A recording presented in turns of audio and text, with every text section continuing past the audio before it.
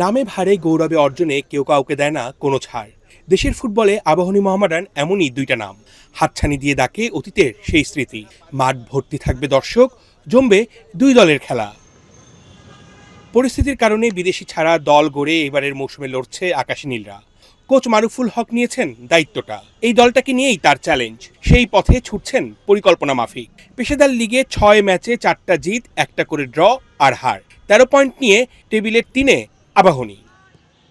Federation কাপেও ধরে রেখেছে ধার, নিজেদের প্রথম ম্যাচেই তুলে নিয়েছে জয়। এবার প্রতিপক্ষ মোহামেডান। যতটুকু পেয়েছি আমার কাছে মনে হচ্ছে টিমটার স্ট্রেংথ ভালোই আছে এবং ফাইট করার মতো এবিলিটি আছে এই টিমটার। এবং আমি আমাদের টার্গেট অবশ্যই বলেছি, আমরা টুর্নামেন্ট এবং লিগে দুইটার জন্য চ্যাম্পিয়ন ফাইট দেবো ইনশাল্লাহ। আমরা রেডি আছি যে আমাদের সেরাটা দেবো, যে কোনো পরিস্থিতি, যে কোনো মাঠ, যে কোনো এনভায়রনমেন্টে হোক না কেন। সময়টা এখন মোহামেডানের। ওরা ছুটছে দুরন্ত গতিতে। দেশের পরীক্ষিত কোচ আলফাজের কারণেই কেটেছে সাদা কালোদের অন্ধকার। বিপিএলে 18 পয়েন্ট নিয়ে ওরা টেবিল টপার, টানা 6 ম্যাচে 6 জিত। তবে সাদা কালোদের ছন্দপতন এই ফেডারেশন কাপে, 2 ম্যাচে 1 জিত 1 হার।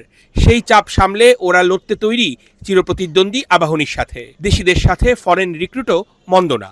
গ্রুপ পর্বের বাধা পার করতে হলে মোহামেডানের দরকার 3 পয়েন্ট। আমাদের সর্বোচ্চ স্কোয়াড নিয়েই আমরা যাব এবং জয়ের জন্যই আমরা খেলব।